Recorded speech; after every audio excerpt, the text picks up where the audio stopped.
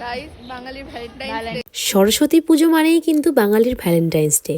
আর ওই দিন ছেলেমেয়েরা সরস্বতী মায়ের পায়ে অঞ্জলি দিক আর নাই দিক, একজন শাড়ির কুচি ধরতে আর একজন শাড়ির কুচি ধরাতেই ব্যস্ত। আর আমরাও কিন্তু এই ভিড় ঠেলে রাজবাড়ির ভেতর ঢুকেই পড়লাম কপত কপতির প্রেম দেখতে। আর আমরা যখন একবার টিকিট কেটে রাজবাড়ির ভেতর ঢুকেই পড়েছি, শুয়ে বসে দৌড়ে হেঁটে যেভাবে খুশি ফটো তুলে রিলস বানিয়ে তারপরেই কিন্তু বাইরে বের হবো। তো আমাদের ঘোরাঘুরি ফটোশ্যুট কিন্তু কমপ্লিট। এখন আমরা বাইরে বেরিয়ে যাচ্ছি, আর বাইরে বেরিয়েই বান্ধবী আমাদেরকে টাটা করে চলে যাচ্ছে।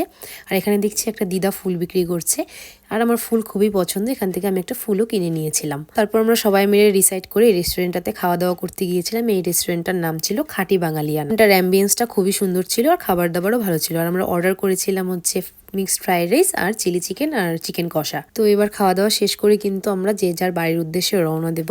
তো আমার সরস্বতী পুজোর দিনটা তো বেশ ভালোই কাটলো। তোমাদের কেমন কাটলো অবশ্যই কমেন্টে জানিও।